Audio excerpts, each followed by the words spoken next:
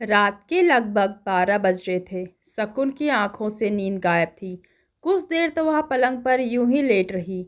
शायद नींद ना आ जाए, पर नींद तो वह जैसे रूठ ही गई थी। पलंग के सामने की दीवार पर लगी बड़ी सी घड़ी की सुइयां अपनी दूरी पर घूम रही थी धीरे धीरे। साइड की दीवार पर लगी बड़ी सी पेंटिंग में लड़का फूलों का गुच्छा लिए अपनी प्रेयसी को निहार रहा था, और प्रेयसी रूठने वाले अंदाज में खड़ी थी। समुद्र की लहरों को देखते हुए कुछ देर शकुन उस पेंटिंग को देखती रही, लेकिन नींद ने कसम ही खा रखी थी कि वह नहीं आएगी। तो उठकर वह बालकनी में आ गई। सारा शहर रोशनी से जगमग कर रहा था। वैसे भी कहा जाता है मुंबई रात को सोती नहीं है, मुंबई रात भर जागती है। शकुन ने सोचा कि चाय ही बनाकर पी लेते हैं, नींद तो आ नहीं रही। बेटे बहू ने कमरे में ही गर्म पानी की केतली, दूध, शुगर, चाय पत्ती के छोटे छोटे पैकेट रखे थे। टेबल पर सजाकर मग में डाला, चम्मच से मिलाने लगी। अब बेटे बहू को कौन समझाएगा कि गैस खोलती चाय अदरक इलायची के साथ कितनी स्वाद देती है। लेकिन महानगरों में इन सब चीज़ों के समय बचता है। एक बार बेटे ने समझाया था, माँ अब इन कामों के लिए समय नहीं है। समय कितना आगे चल रहा है। वह चुप रह गई थी। वह बोलना चाह रही थी कि बेटा, समय के साथ तूने मॉम बोलना नहीं सीखा, बोलता तो माँ ही है। सुबह जब नींद खोली तो देखा बेटा गीत उसके कमरे में बालकनी में खड़ा है। शकुन ने देखा सुबह के 7 बजने वाले थे। आज नींद लेट खुली, शायद रात को नींद टूट जाने से। माँ, क्या हुआ, तबीयत ठीक है तुम्हारी? गीत थोड़ा परेशान होकर बोला। हाँ बेटा, तबीयत तो ठीक है, रात में नींद टूट गई थी, इसलिए थोड़ी थकावट है, बाकी कुछ खास नहीं। शकुन बोली। चलो फिर आ जाओ फटाफट डाइनिंग रूम में, सुरभि ने चाय नाश्ता रेडी कर दिया है। ठीक है बेटा, कहकर शकुन वॉशरूम में घुस गई। चेहरे पर ठंडे पानी की छींटे पड़े तो चेहरा थोड़ा फ्रेश मालूम हुआ। फिर अच्छे से चेहरा धोकर वह डाइनिंग रूम में आ गई। सुरभि ने चाय और नाश्ता टेबल पर सजा रखा था, पोहे और सैंडविच। सुरभि ने शकुन को आते देखा तो तुरंत ही बोल उठी, मम्मा नाश्ता कर कीजिए। ना बेटा, अभी मैं सिर्फ चाय लूँगी, नाश्ते का मन नहीं है। शकुन बोली। क्यों, क्या हुआ? आपकी तबीयत तो ठीक है, थोड़ा आपका फेस सही नहीं लग रहा है। सुरभि घबरा गई। हाँ बेटा, तबीयत तो ठीक है, तुम लोग नाश्ता करो, फिर तुम लोगों को ऑफिस भी जाना है। शकुन ने चाय का कप हाथ में लेते हुए कहा। बेटा सुरभि, आज लंच में क्या बनेगा? तुम कहो तो मैं कुछ बना लूँ? शकुन ने जैसे गिड़गिड़ाते वाले स्वर में कहा। माँ, तुम क्यों परेशान हो रही हो, तुम आराम करो बस। गीत मुस्कुराता हुआ बोला। बेटे को मुस्कुराता देख शकुन खुश हो गई। बोली, बेटा मैं सारा दिन बोर हो जाती हूँ। अरे माँ, टीवी देखो, घूमने फिरने निकलो मुंबई। दोनों ऑफिस निकल जाते हैं, मेड भी आने वाली थी। शकुन ने सोचा मेड के आने से पहले वह नहा धोकर फ्रेश हो ले। यह सोचकर वह वॉशरूम में घुस गई। तभी उसे लगा कि आईने में उसकी छवि के साथ एक छवि दूसरी भी है, राकेश की, उसके पति की। शकुन को लगा जैसे राकेश उसे बोल रहे हैं, शकुन क्या हुआ, क्यों इतनी टूटी बिखरी हो? मैं चला गया तो क्या, मेरी यादें हैं तुम्हारे साथ। मैं हमेशा ही तुम्हारे साथ हूँ, तुम्हारे दिल में। लेकिन यादों के सहारे रहा तो जा नहीं सकता। साथ जीने के लिए तुम्हारा साथ चाहिए था, और तुम बीच मझधार में छोड़कर चले गए। शकुन की आंखों से आंसू निकलकर गालों पर बहने लगे। शकुन वॉशरूम से निकलकर बाहर आई तो थोड़ी फ्रेश महसूस कर रही थी। उसने सोचा किचन में जाकर एक कप बढ़िया सी चाय बनाकर पी ली जाए। या सोचकर वह किचन में चली गई। चाय का पानी चढ़ाकर उसने अदरक इलायची कूटकर चाय में डाली और उबालने के लिए रख दी। इतने में डोरबेल बजी। शकुन समझ गई मेड हो गई। दरवाज़ा खोलकर किचन में आ गई। शकुन की चाय लगभग ख़त्म हो ही रही थी। मीना अपना कप लेकर ड्राइंग रूम में आ गई। आते ही उसने स्टार प्लस चैनल लगा दिया, फिर चैनल बदलने में लग गई। शकुन जानती थी कि वह अगर किचन के कामों में हाथ भी बताएगी तो भी मीना कुछ करने नहीं देगी। बेटा बहू भी उसे साफ साफ समझा रखा था कि माँ को आराम करके करने दो, परेशान मत करो। वह परेशान हो उठी है। इस आराम से उसे हाथ पैरों के जकड़न सी महसूस होती है, वैसे ही जैसे अच्छी खासी मशीन को चलाने के बजाय एकदम बंद कर दिया जाए। वह सोचती है कि लंच बनाने के लिए बाद वह डाइनिंग टेबल सजा दे, लेकिन बहू को ये भी पसंद नहीं।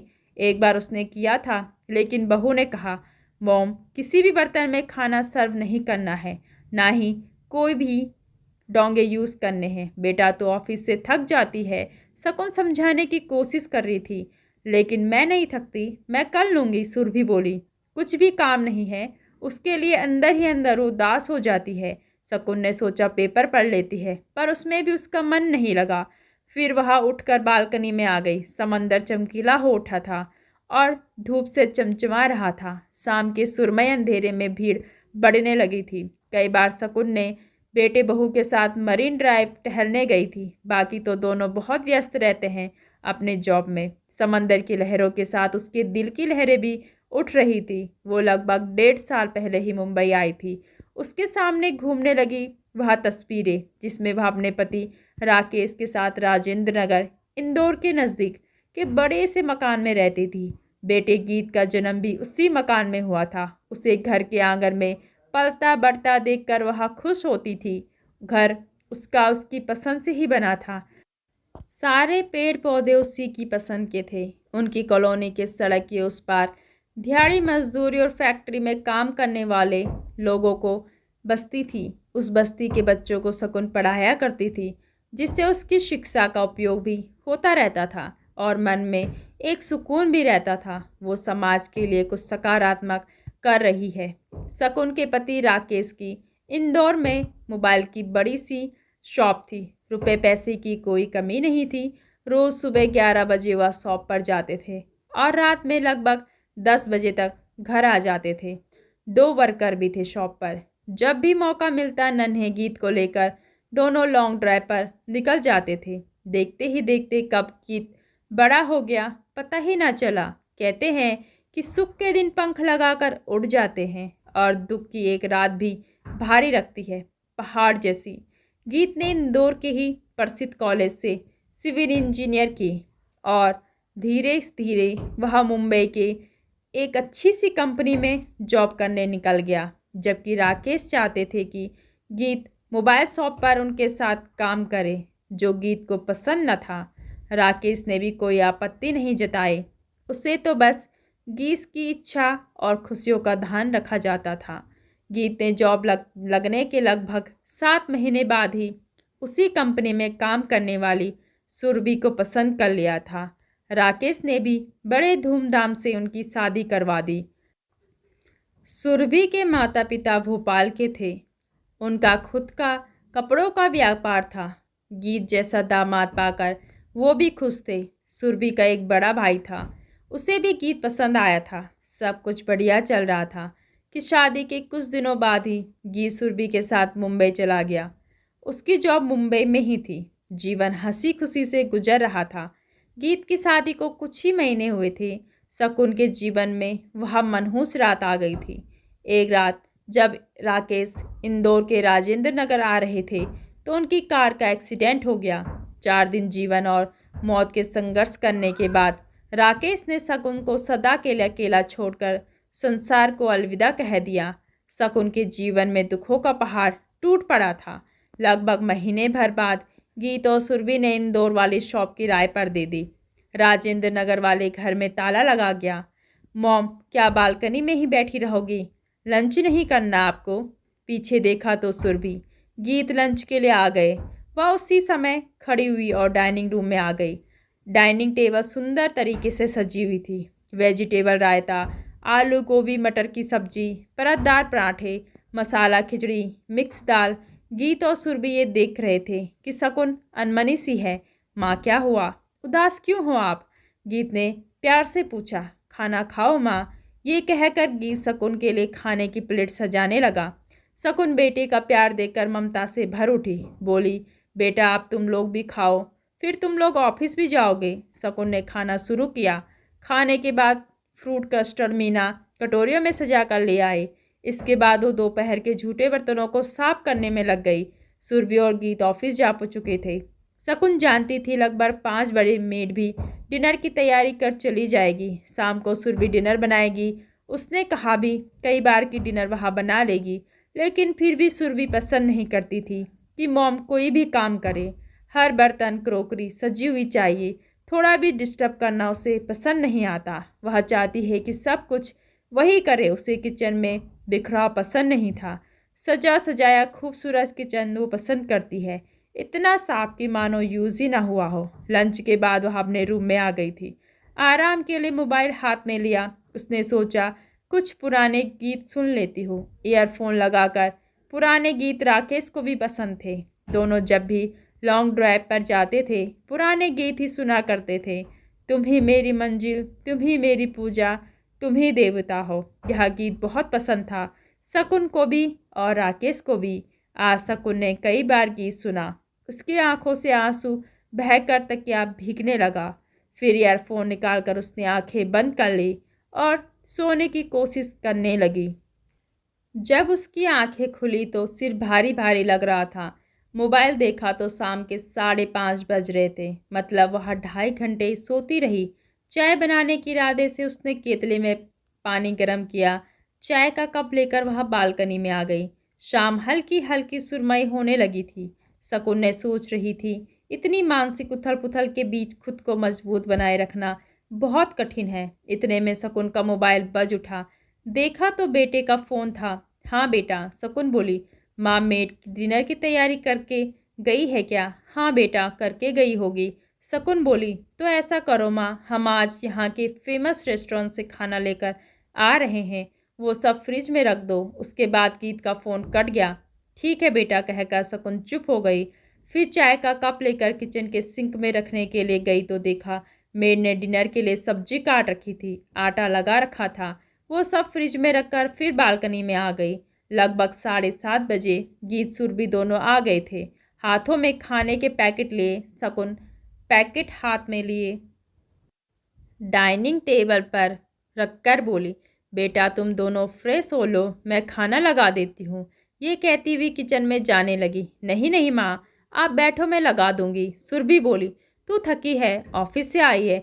बहू को प्यार से देखते हुए शकुन ने कहा, आप रहने दो माँ, आप परेशान न हो। प्यार से कहकर सुरभि चेंज करने अपने रूम में चली गई।